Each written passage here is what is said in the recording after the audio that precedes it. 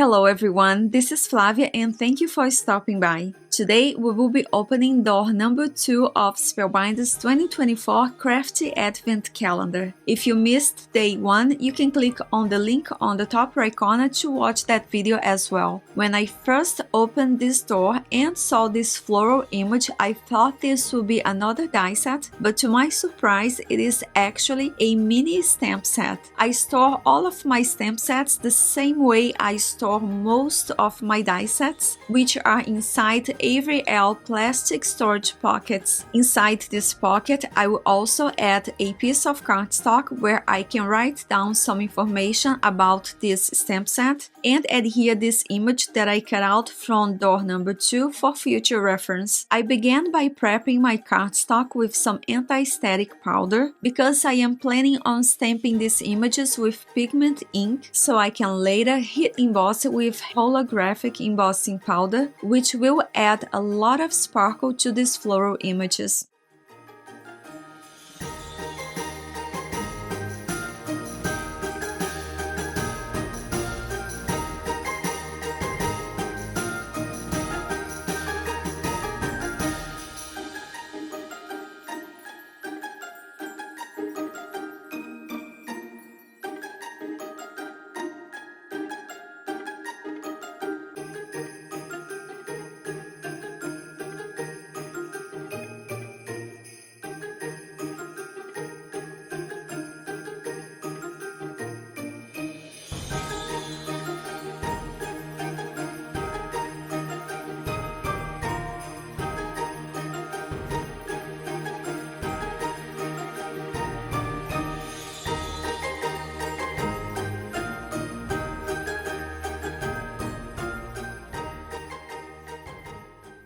To color these flowers and leaves, I decided to use Faber-Castell coloring pencils, and as I was coloring these images, I started to notice that the coloring pencils were actually scraping off most of the holographic glitter from the heat embossed sections. So I decided to start all over, and this time I will stamp this panel twice in the same spot. I will stamp it once with black ink only, leave the stamp on my misty door and proceed to color these images with coloring pencils. I chose to use coloring pencils instead of markers so there is no ink bleeding inside my note card. This card base is made out of Spellbinder's cardstock in the color Fog, which is a very soft gray color and one of my favorites. Then, once I am done coloring, I will place my note card back inside my Misty stamping tool and stamp these floral images